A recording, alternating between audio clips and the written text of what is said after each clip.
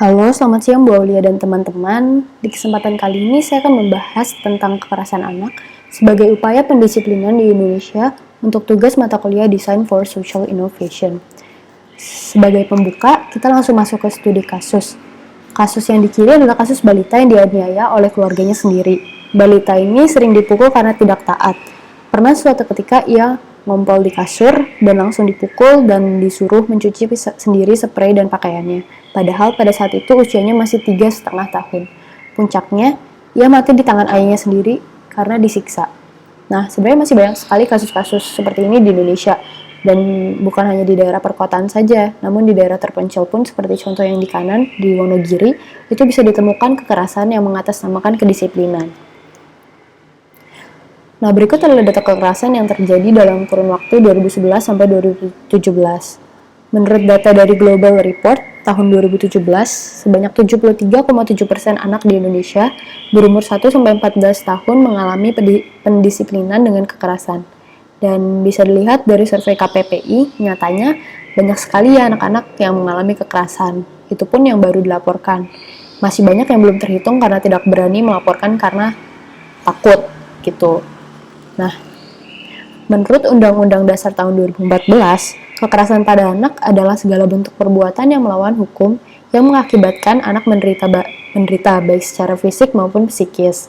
Di Indonesia sendiri, kekerasan kepada anak seringkali mengatasnamakan kedisiplinan. Contoh yang paling sering kita temui di kehidupan sehari-hari adalah kalau misalnya kita bandel, kita dicubit gitu, atau bahkan yang paling ekstrim kalau sedang dimarahi itu bisa ditendang. Nah, sebenarnya tindakan kekerasan ini bukan cuma di fisik saja, tetapi bisa juga melalui perkataan gitu. Ini adalah contoh-contoh bentuk kekerasan fisik dan emosional. Contoh bila fisik itu udah sering dijumpai ya, kayak contohnya ditendang, ditampar, disakiti, dicubit, ditinju gitu, atau bahkan ada juga yang dibakar gitu kan. Nah, kalau tindakan emosional tuh bahkan kayak perkataan-perkataan kayak gitu aja nggak bisa, mau jadi apa kamu nanti kalau udah gede, atau kayak awas kamu sekali lagi mempukul. Nah, ini tuh udah termasuk dalam bentuk kekerasan gitu, karena ini menyakiti anak secara emosional gitu. Segala bentuk kekerasan yang ada itu pasti ada dampaknya ya, bisa dilihat dari tabel. Nah, yang pertama itu pastinya trauma. Trauma itu tuh yang terbesar di sini. Banyak anak yang pada akhirnya memiliki perasaan tidak nyaman seperti kekhawatiran, ketakutan, kesedihan, atau ketersinggungan, kemarahan. Sedangkan keadaan fisik yang tidak nyaman bisa berupa kayak lecet, atau memar, patah tulang, dan sebagainya.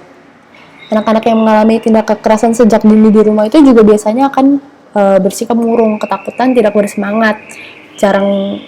Nggak jarang dari mereka tuh yang kehilangan kepercayaan dirinya. Untuk efek jangka panjangnya, mereka akan melanjutkan kekerasan kepada anak atau pasangan, karena mereka tuh punya dendam sendiri, dan jadinya tuh kekerasan ini tuh berlanjut, nggak cuma berhenti sampai dia doang gitu, dia akan melampiaskan emosinya. Nah, mereka juga bisa jadi kalau mereka udah stres banget, mereka ada resiko bunuh diri gitu. Nah, mari kita pelajari kenapa sih kekerasan karena kedisiplinan itu terjadi. Yang pertama, persoalan anak itu sering sekali dianggap sebagai urusan internal keluarga. Nah, disinilah sebenarnya kekerasan itu bermula.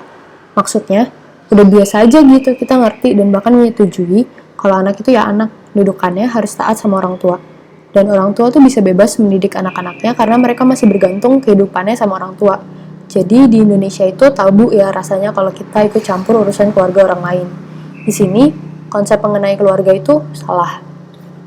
Akibatnya, rumah yang harusnya jadi tempat di mana anak merasa nyaman, belajar, dan bermain, malah jadi tempat yang traumatis bagi mereka. Bahkan faktanya, orang tua adalah pelaku utama kekerasan terhadap anak-anak, dan mayoritas itu dilakukan oleh ibu, gitu. 3 faktor utama dalam konteks sosial. Yang pertama itu, pewarisan kekerasan antar generasi. Banyak anak belajar perilaku kekerasan dari orang tuanya karena mereka mengalaminya sendiri, dan ketika tumbuh menjadi dewasa, mereka melakukan tindak kekerasan terhadap anaknya. Nah, inilah yang dinamakan transmitted kekerasan.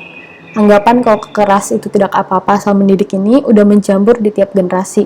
Bahkan sampai sekarang, mereka belum menyadari akibat dari perlakuan keras yang mereka mereka beri kepada anak-anaknya. Juga karena mereka tuh sudah lama dididik seperti itu, jadi they have no idea bagaimana cara mendidik anak yang lain. Udah tertanam di pikiran mereka bahwa itu adalah satu-satunya cara gitu. Karena kekerasan begitu sering terjadi di keluarga, maka ini dianggap sebagai hal yang normal dan sudah seharusnya dilakukan, padahal itu tidak ya. Yang kedua, kekerasan pada anak ini sulit diungkap ke ruang publik, karena sekali lagi, keluarga ini sifatnya inklusif di Indonesia, dan rasanya tabu mengumbar aib keluarga. Akibatnya, kasus-kasus kekerasan itu jarang terekspos, baru yang berat aja yang muncul karena itu di-upload di media massa dan sebagainya. Contohnya nih ya, kalau anak dipukul orang tuanya, tapi nggak menimbulkan luka fisik, maka kejadian itu akan diabaikan saja. Padahal kita nggak bisa menampik sisi psikologis yang dialami oleh si anak. Selain itu, bisa juga si korban itu takut untuk melaporkan, dan bahkan kalau mereka sudah melaporkan, kadang dampak lainnya tuh muncul, contohnya kayak cemooh dari orang sekitar terhadap keluarganya. Nah, rasa malu tuh di sini pasti ada, jadi lebih baik diam daripada menambah beban, gitu kan. Yang ketiga adalah latar belakang budaya. Pandangan yang beredar di masyarakat itu ya anak harus patuh kepada orang tua. Nah, ini tuh udah pasti ya, kita juga bisa setuju kalau anak yang tidak taat itu anak nakal. Padahal, pandangan kalau anak harus patuh kepada orang tua itu malah justru bisa jadi bumerang, karena jadinya ada anggapan kalau si anak lalai dalam menjalankan tugas yang diberikan orang tua sebagaimana yang diharapkan oleh orang tua itu, anak itu jadi menerima sanksi atau hukuman. Dan masyarakat itu selalu memposisikan anak pada tangga terbawah, dan orang dewasa seolah-olah punya hak untuk memperlakukan anak sesuka mereka. Mereka dipaksa tunduk terhadap aturan yang sebenarnya dibuat sendiri oleh mereka gitu. Karena banyak anggapan bahwa orang yang lebih tua itu yang lebih tahu akan segala halnya, padahal belum tentu ya gitu. Ada juga ideologi familialisme dari Jawa. Nah, ini ideologi yang mengkaidahkan bahwa adanya hierarki antara bapak, ibu, dan anak. Jadi anak harus patuh pada ayah karena ayah memiliki kedudukan yang tertinggi gitu. Nah, omongan kalau kayak kita melawan orang tua, kita langsung dicap durhaka, atau perlakuan kasar yang sebenarnya supaya anak ini tuh jerah atas perbuatannya, jadi mereka bersikap patuh tuh juga sebenarnya menjadi bukti kalau stigma ini tuh udah tertanam di masyarakat gitu. Untuk faktor-faktor lainnya, yang pertama itu keadaan ekonomi. Mayoritas keluarga yang ekonominya kurang baik, ini ada datanya ya, orang tuanya tuh sering stres dan melampiaskan kemarahannya kepada anaknya. Dan contoh kayak misalnya anaknya malah main-main sementara orang tuanya tuh menganggap kalau mereka kerja keras gitu. Nah, anaknya itu akan dianggap malas dengan tidak membantu orang tuanya. Ya, ujung-ujungnya hasilnya ada kekerasan lagi yang dihasilkan gitu. Yang kedua adalah pendidikan orang tuanya yang rendah. Pastinya mereka tidak sadar akan dampak emosional yang dihasilkan. Selain itu, mereka juga tidak tahu bagaimana cara mendidik anak-anak dengan benar. Yang ketiga adalah keluarga yang tidak harmonis. Sekali lagi, kekesalan ini tuh ditumpahkan kepada anak. Hasilnya tuh tindak kekerasan. Kemarahan itu tuh seakan-akan ditutupi di balik alasan kedisiplinan. Nah, inilah realita yang terjadi di dalam keluarga masyarakat saat ini. Ini gambaran nyata kondisi masalah sosial yang urgent diselesaikan, karena kekerasan anak akan terjadi kapanpun dan dimanapun selama pemahaman kekerasan ini belum diperbaiki.